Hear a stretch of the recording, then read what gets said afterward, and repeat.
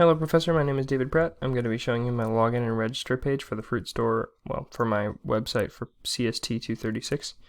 I'm going to try and go really quick because this will get really long really fast, but we're just going to work through register really quick and then I'll show you the code behind both of these. We'll just make the username test. The password is going to be mypass, and test. You can see I've done this a few times. I was registered there, so we'll go what did I do? A test. And my pass there. I'm on the index page now. I just put hello there. So you can see the login and register page works pretty well. And if we go over here to this one and look at users here, wait for it to load because it likes me. You can see that I put in myself right there, and this is actually the most recent one. I put in David T. Pratt, username is test, password is mypass. So that all works great. I've also got some error handling in there, so if I click log out and I go in here and I just put a D in there, let's say, and I don't fill in any of the other ones and I try and register, it will tell me that all fields are required. Same goes for over here. If I put a D and hit login, it'll tell me all fields are required. So we're going to go and look at the code really quick. You can ignore a lot of this. I've actually started working on next week's code, so that's what you're seeing a little bit of there.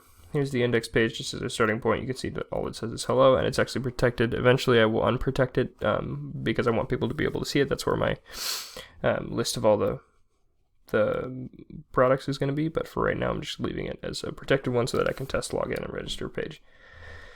We'll start here at login register. This is kind of where we're going to work through.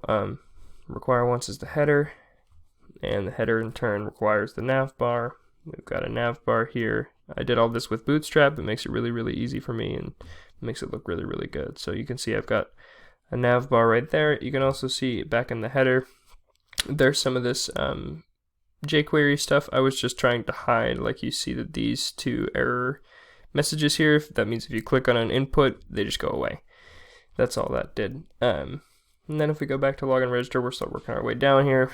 You got the success message being displayed, and then here's that error message that I was just showing you, and then the register handler, the form for register that actually goes to register handler, which is up here.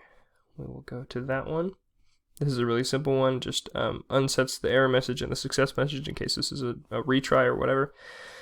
Checks if the connection was made. Connection is made right here using MySQL. We're connecting to a database that way, and if it doesn't work, we've got a SQL error page which just simply displays the error. And then again, is down here, it's going to check if every page, this is where that error handling is filled, make sure that everything is required, and if you don't, it tells you that all fields are required. Grabs those all those inputs there, user inputs, and then checks if the password and the password confirmation are equal. It will set the error message if they're not. Prepares a statement to insert it into the fruitstore.users. We've got a lot of code there, and then it just executes the statement as the success message displays, and then it unsets the error message just so that doesn't show up. And then it sets the header so that you end up at the login register, and I should actually put that in there really quick just so that it doesn't mess anything up. We'll go back to login register here, right there, and we're going to go down even further to the login form here. I did put the remember me button, but I'm not adding support for that yet. If I want to eventually I might, but for right now I just wanted to make this simple. The login handler up here, it's going to do basically the same deal. We've just make a connection, checks if the connection is valid, and then if the username and password are empty, if either one of those is true, then it's going to just set that error message for the all fields required. Grab the username and password, and then just a simple query. I didn't use a prepared statement because I'm not inserting or changing the database in any way. I'm just selecting from it. And then I'm setting the success message to, where was it? Oh, I don't know where that was. Set the success message to be welcome, first name, last name.